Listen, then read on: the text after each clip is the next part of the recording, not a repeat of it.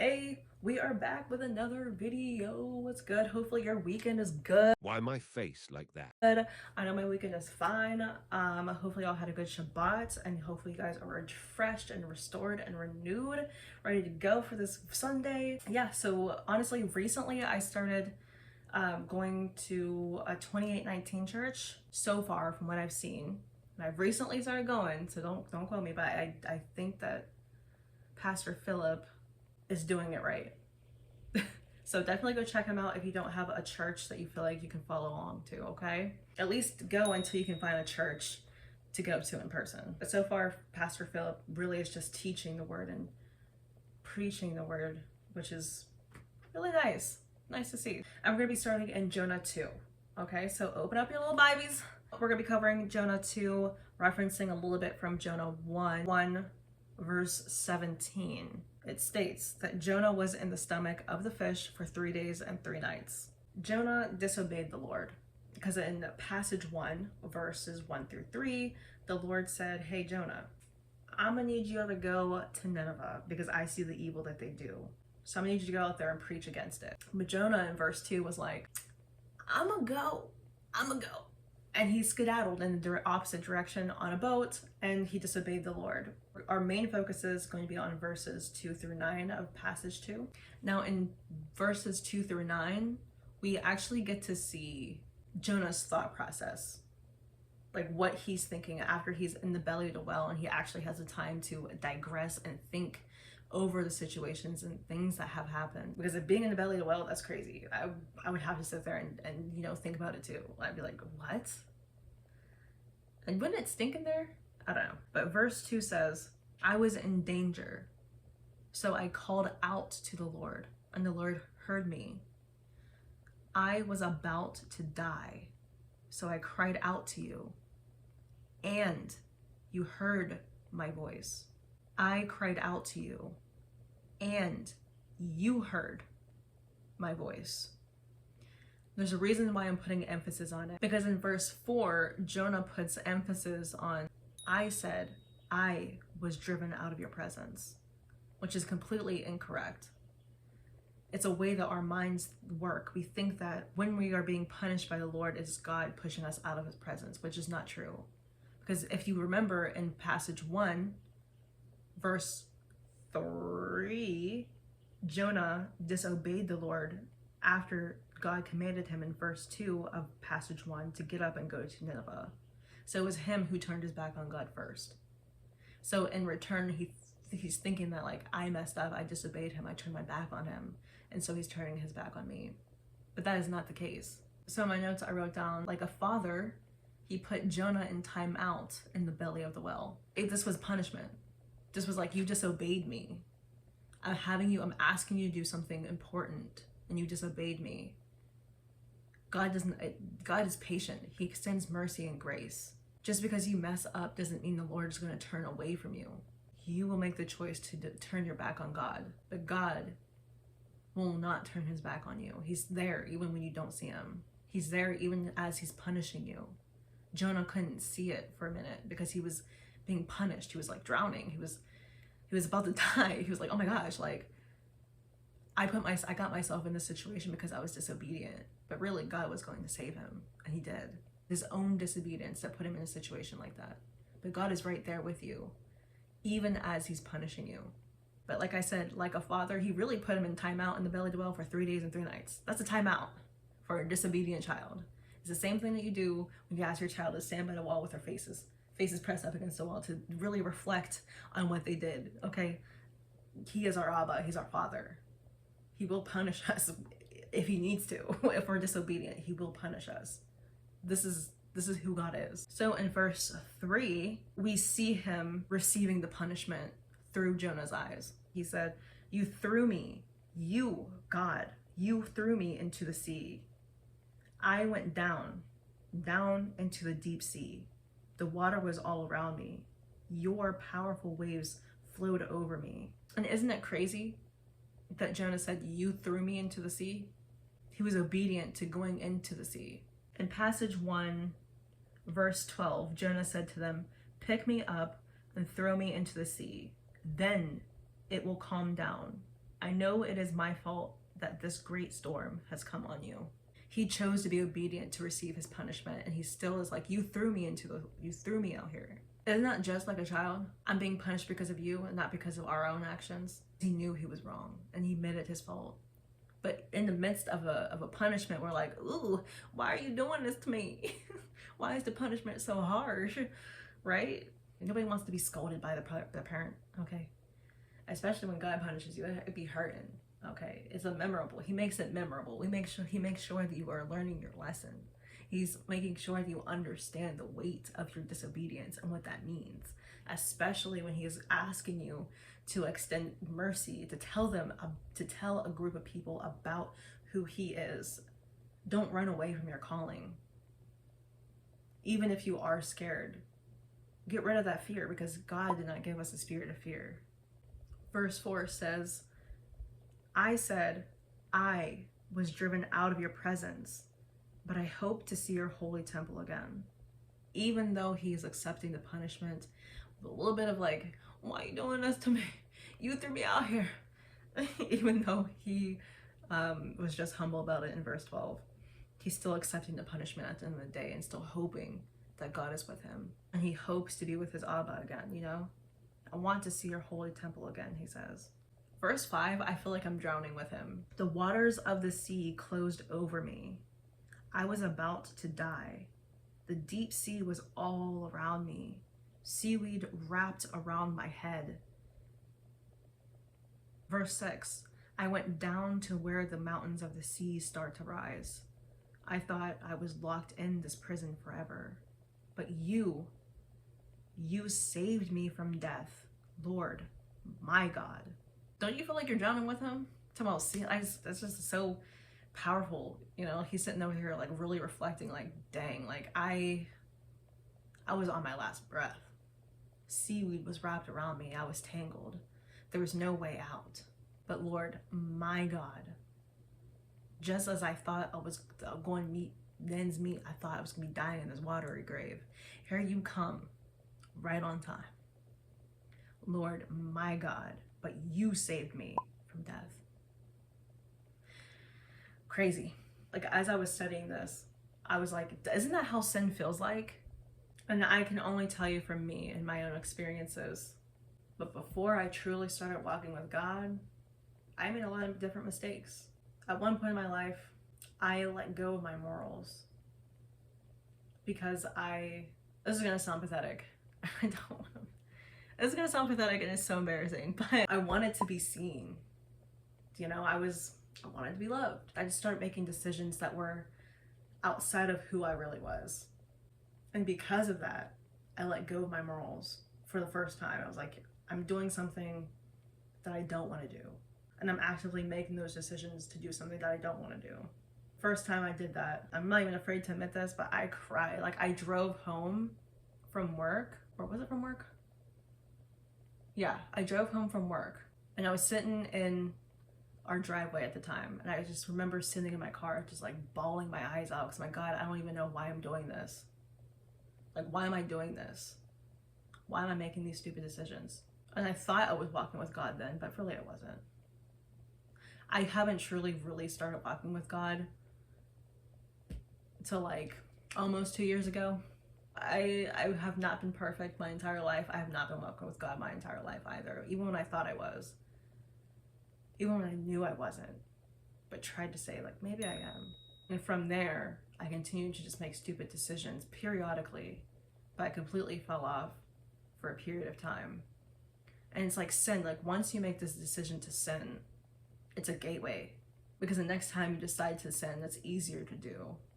And it becomes easier and easier and easier, and it has its claws in you. And you don't realize how lost that you are until you feel like you're drowning. And you're like, I don't even know who I am anymore. I can't do anything else. There's no redemption for me.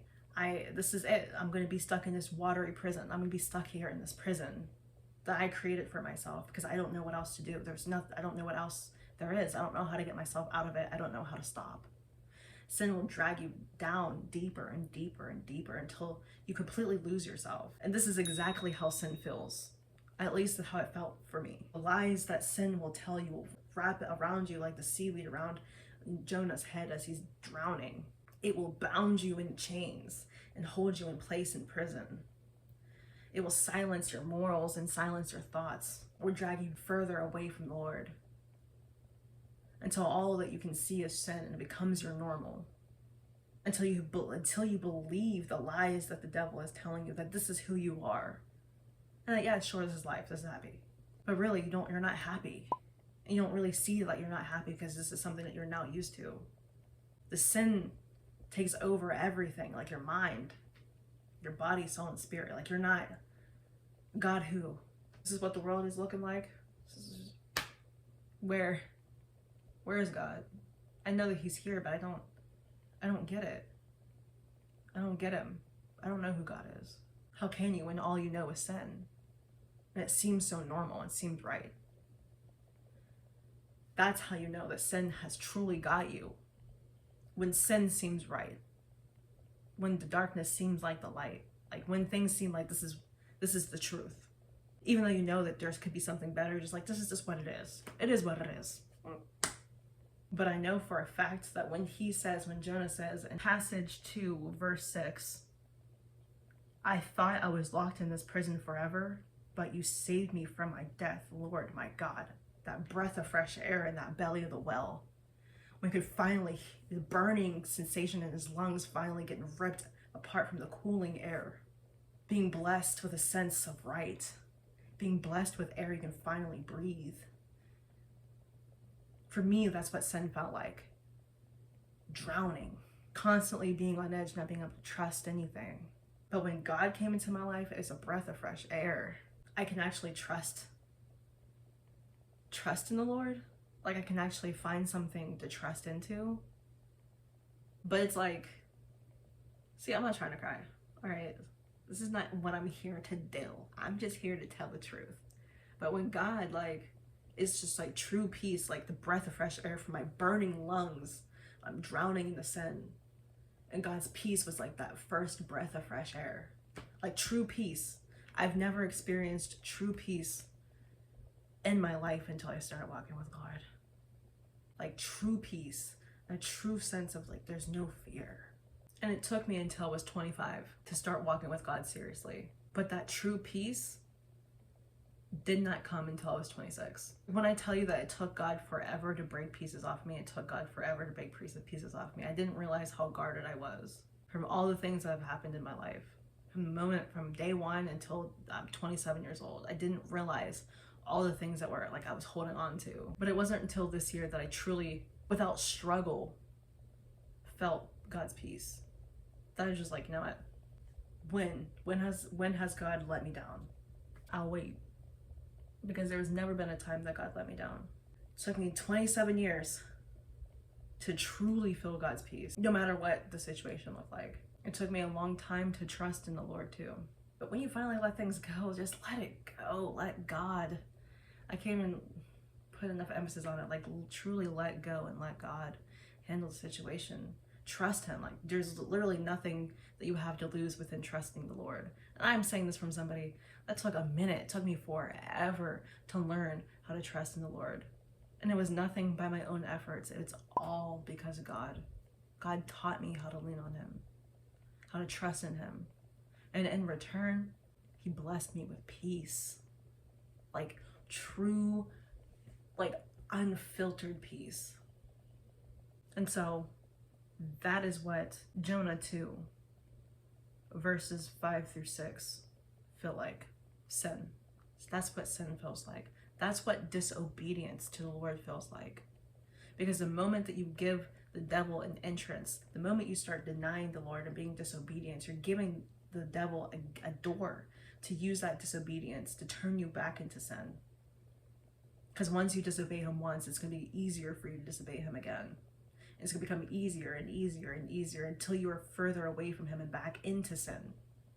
Same thing goes for somebody who's not walking with God yet. If you're walking in sin and walking with the world, the more sin that you do, the easier it will be to do. And the further and further away from God you will get until you lose yourself. And sin is all you know and it becomes normal. And you'll be drowning in it. Your death is waiting for you in it. Now, I said this earlier in this video, but when God punishes you, it hurts. Punishment is not supposed to feel good. And yes, God will punish you for your disobedience. Don't hate him and say, why would God do that? Isn't he all loving? Yes, he is all loving. He punishes you as a father would punish a child because he loves you. He put Jonah in timeout for 3 days, and for 3 nights in the belly of a whale to get him to see his disobedience, to really give him time to reflect and repent. Here God is providing salvation within 3 days, yet again, but for a single man. A lesson for us years and years and years and years later to continuously learn from. That although you are drowning in your disobedience, just know that God is there with your salvation. There is nothing too great for the Lord to overcome. So rely on him and trust him and be obedient, especially when he's calling you to do something for his kingdom, for his will to be done on earth. Because as I said in the previous video, God is going to test your loyalty. He's going to make sure that you are going to be obedient. He knows the answers, but it's up to us to know what he knows also. Are we really in for it? Are we here for the long run when things do get rough? That is why God is calling us. Like he literally is asking for us to have patience, to trust in him and to really lean on him and have faith and walk in obedience anyway. Trust that he has your back. Jonah's disobedience led him to a dangerous situation, but God showed him there is more danger in his disobedience than there is in obedience. And that's a huge lesson. Remember that. I also wrote down in my notes that verse 5 is how we feel in sin, drowning and sinking deeper into our death that we chose.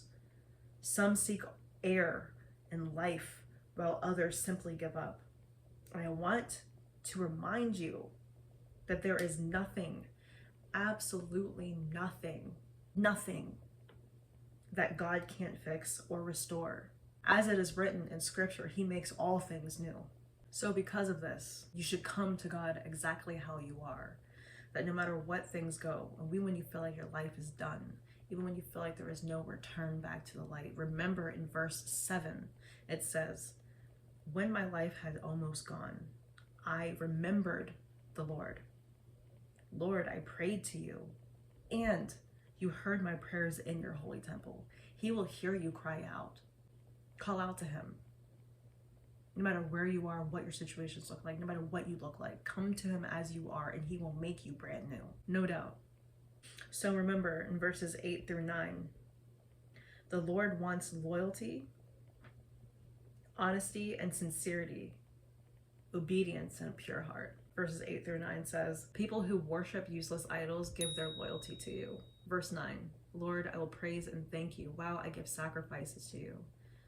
I will make promises to you, and I will do what I promise. Salvation comes from the Lord. Amen. Mind you, this was written in the Old Testament before Jesus, because salvation has always come from the Lord our God. Always. I honestly pray that y'all have learned something from this video, and I pray that you remember, no matter where you are in life, no matter where you are in the world, no matter where you are with your walk with God, I just pray that you remember that you can truly rely on the Lord. And if you don't know that, then take my word from it. Somebody that the Lord has saved a million times from things that I have done, to the sins that I have done, and to the sins that were done to me. The Lord saved me a million times. Even though you may not see it now, trust and believe that the Lord has been with you your entire life. He's just waiting for you to return to him, to come to him for the first time, or even return to him. Truly hear his voice when he speaks and truly understand who he is. God is amazing. Like, I love the Lord with all my heart, like really with everything. And I pray that you get to see who God is in your life and come back to him, because it's going to be the best decision in your life that you can make. I pray for those who don't understand. But other than that, that's all I got for you. Okay, love you. Bye.